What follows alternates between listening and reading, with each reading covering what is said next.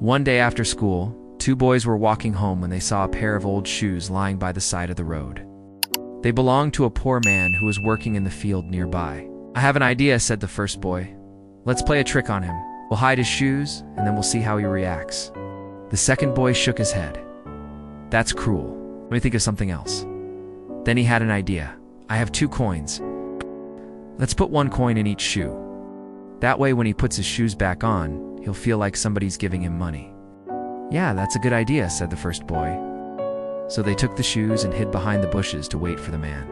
A few minutes later, the man came to get his shoes. When he put them on, he felt something hard inside. He looked down and saw the coins. He took them out and looked around to see who was there. But the boys were really good at hiding, so he didn't see them. He fell to his knees and prayed, "Oh, thank you, kind stranger. With this money, I can buy food for my children tonight. God bless you." And he walked away. The boys stayed silent. They felt a little bad for wanting to play a trick on such a nice man.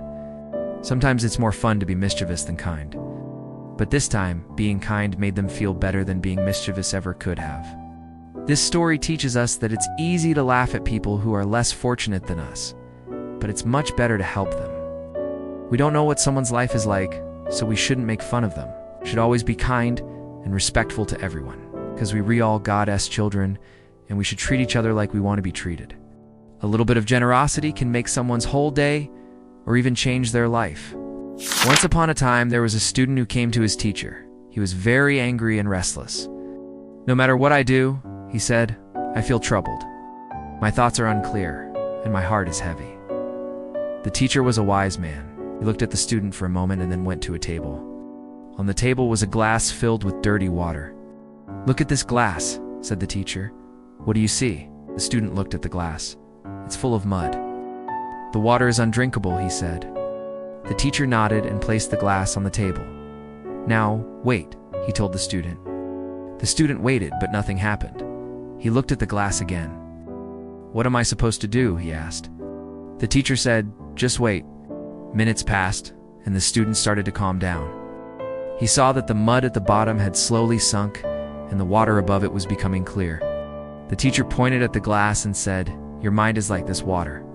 When you shake it with anger or worry, it becomes cloudy, just like this water. But if you let it rest in stillness, the clarity will return by itself." The student understood what the teacher meant. From that day on, whenever his heart was troubled, he sat quietly and let the mud settle. After a while, his mind would become calm, and the problems would seem much smaller. He could think clearly and find solutions to his problems. And so, with a peaceful mind, he lived happily ever after. The end. Now, do you know what the biggest problem of our life is? It is the problem of being unhappy. Whatever we do, we want to be happy. But why are we unhappy? Why do we have so many problems? It is all because of our mind. Our mind is like a restless ocean. It keeps moving up and down, left and right. It never rests. Because of this, we can't even rest. Do you think this is normal? Is this how we were meant to live? No. Even today, there are many people who live with a peaceful mind. They are not disturbed by anything. How do they do this? They have discovered the secret of controlling our mind. They have learned to dive deep within themselves and find the eye that is always blissful and joyful. To know how they do this, watch this video. Long ago, a wise king wanted to test the character of his people, so he had a large stone placed in the middle of the road. Then he hid nearby to observe their reactions.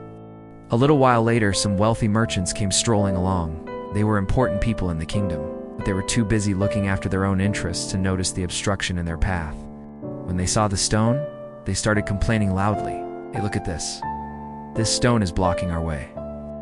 Why doesn't the king clear the road?